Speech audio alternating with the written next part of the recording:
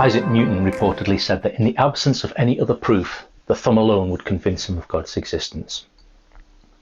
A wise sage some 3,000 years ago put it like this, so that we are fearfully and wonderfully made. Did you ever sit and think about what you can do?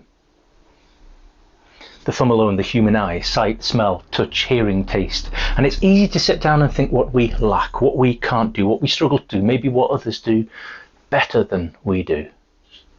But to just sit and consider what we can. Even the repetitive day by day stuff we do 1,000 times day in, day out. Our thoughts, our feelings, our senses. Just consider them for a second. I had a moment recently where a rush of senses caused me to stop, to pause, to ponder. Well, it's more like a couple of instances, but maybe that's where this story starts. I used to enjoy tinkering with old cars. I've recently had a big birthday, so Helen, my wife, and I discussed me maybe getting just an old banger to go in the garage for me to tinker with. It's a way to de-stress. But with the small size of this space, there was only a couple of options, and they were well and truly out of budget. So I looked at a motorbike. My dad was a keen biker and brought up with him, and they were around me growing up. And I'd always wanted to get one, but I sort of passed straight through bicycles to my car test, and aside to take my CBT a couple of times, I've never actually owned one myself. Long story short, I ended up seeing this electric motorbike, which was in a really poor state and needed some work, so it seemed ideal. I'm told of all the senses, the one that is most linked to memory is smell. Seemingly the areas of the brain that deal with smells and memories and emotions are really intertwined.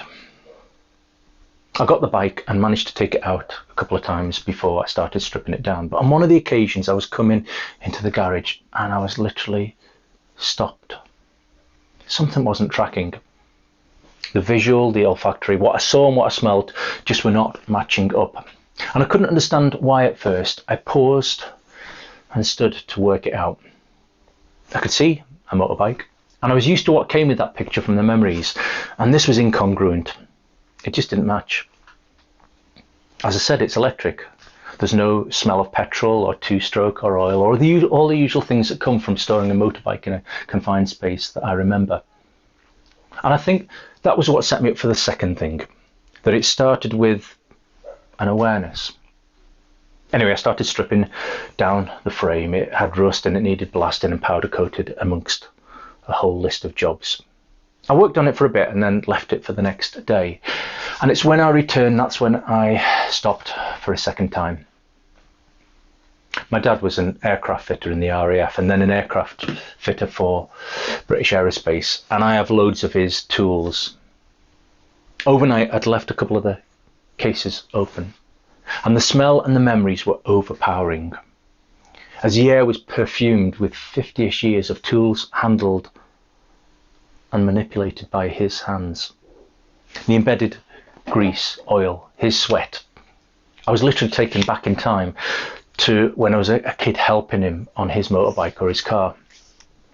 I couldn't have imagined myself doing this, but I walked over and picked up one of the tools and I brought it close, and with that the memories flooded back even more. The smells, the memories, the emotions intertwined. We are fearfully and wonderfully made. But more than that, the smell had now transferred. I washed my hands a few times that day. Well, singing happy birthday a couple of times. And yet the residue, it still lingered. And with it, the memories. If I'm honest, it's times like this I'm still learning what to do with them, to be more emotionally aware and connected. But I'm seeking how the Holy Spirit is wanting to influence and guide through them. I've consistently found he does. And it was as I was pondering and reflecting, my mind went back to a phrase that I'd heard Rabbi Wallace teach on years ago, but I know others have spoken about and written about. And it's this: may you be covered in the dust of your rabbi. Some of you will be aware of this, but the Jewish educational system in Jesus' day went something like this: that from age 4 to 6 you would be enrolled into a local yeshiva, a school, and you would learn to read and write in Hebrew, the ABCs. And then at around 6 Your parents would choose a school, a local synagogue from a particular rabbi that they respected. From 6 to 10, you would study in Bet Sefer, literally the house of the book, and you would memorize the whole of the Torah. That's Genesis, Exodus, Leviticus, Numbers, Deuteronomy, every single word memorized. At the age of 10, the ones who had learned best would be chosen to continue to the next level. But those not chosen, well, they would be dismissed with a blessing. Bless you, my son. Go and learn your father's trade and pray that your children are smarter than you are. Ouch. So from 10 to 14, those best students would be enrolled into Bet Talmud, the house of learning, house of rules. And they would learn the commonly held beliefs of their people, the history and the law, the art of reasoning, not Greek reasoning like we have inherited, 2 plus 2 equals 4, but Jewish reasoning is more like answering questions with questions, debating. So the answer to what is 2 plus 2 would be, or what is 25% of 16? Bet Talmud, the house of learning. As an aside, in Luke 2:41, we find this story about Jesus at age 12. And he's been taken to the temple. Mary and Joseph have lost him for 3 days. Most ever I did was half an hour, and that was bad enough. But they find him, and it says he is sitting among the religious leaders, listening to them and asking questions. Why? Well, he would have been in Bet Talmud. But verse 47 says, all who heard him were amazed at his understanding and his answers. It's no wonder, is it? He'd been there taking part in writing the scriptures that they were now studying. Anyway, back to Bet Talmud. At around age 13, 14, the students would present themselves to a rabbi that they wished to become a disciple of, a Talmudim, to ask if they could be their apprentice. They would be quizzed and questioned to see if they were good enough. And if they were not, again, they'd be released with a blessing. Bless you, my son. Go learn your father's trade and pray that your children are smarter than you are. But for those good enough, the rabbi would answer, Lech acharai, come follow me. And then he would bless them with this phrase, may you be covered with the dust of your rabbi. If this was you, you would leave your family home and follow that rabbi into Bet Midrash, the house of study, learning and understanding how this rabbi understood and interpreted the scriptures, the law. Now there were, of course, 10 commandments, but within the Old Testament there are lots of other laws and rules, some 613 of them, and there would always be situations where 2 or more commandments came into conflict with something that you had to do. So the rabbis would put them in order, 1 to 613. So you knew which superseded another, and how that rabbi interpreted the rules, what order, whether it was a harsh or soft, whether it was easy or hard. Well, that was called his yoke. And as his disciple, his Talmudim, you were learning his yoke, his interpretation. So when Jesus later says in Matthew 11, come to me, all of you who are weary and carry heavy burdens, I will give you rest. For my yoke is easy to bear, and the burden I give you is light. Now that makes a bit more sense, doesn't it? So the student would approach the rabbi and be quizzed, and if he passed, the rabbi would answer, Lech acharai, come follow me, and then be blessed with the phrase, may you be covered in the dust of your rabbi. Well, why? Well, as a disciple, as a Talmudim, you would be so privy to all of your master's ways of doing things, so close that in your walking around, as in your learning on dusty roads, your proximity would be so close that the dust of his steps would be kicked up and would cover you, and that in itself would be seen as a blessing. Now, growing up in church, it always troubled me that Jesus, when he's picking his disciples, he walks into Bethsaida, this little fishing village, some 600 to 800 people, 10 to 12 extended families. It's this backwater. And he sees Simon Peter and Andrew in their boat, and then James and John working with their father Zebedee.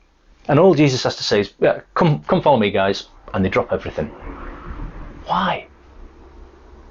Well, if they have, or are still learning with their father's trade, it stands to reason that at some point they will have had that blessing said over them. Bless you, my son. Go and learn your father's trade and pray your children are smarter than you. A blessing which effectively says, you're not good enough.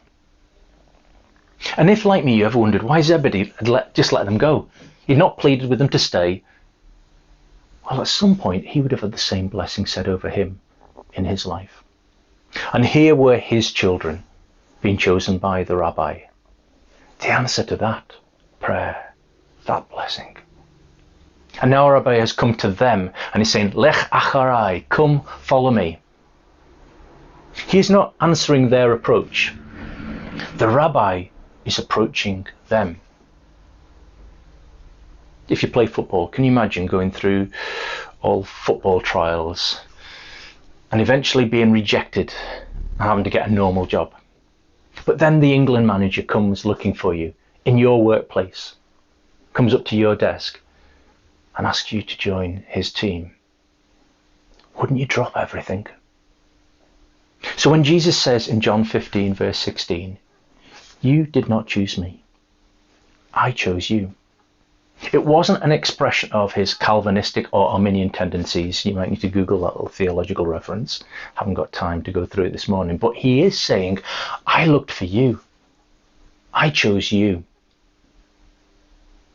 Which is what the New Testament tells us he did for us. So many references. John 3:16, Ephesians 1:4, 2 Timothy 1:9. But let's pick one of them. Luke 19:10. Says this, the Son of Man came to seek and to save that which was lost. See, the lost isn't, oh, I've lost the humans. Where did I leave them? The lost in that context means broken beyond repair. That's me. That's you. I wonder if in the course of today, these next few days, you can remember this. That Jesus today, by his Spirit, is saying to you, Lech acharai, come follow me. Are you walking close enough to be covered in the dust of your rabbi? Are you close enough that the fragrance of his work tools, his word, his Spirit, is permeating and lingering on you? May you today, this week, truly be covered in the dust of your rabbi.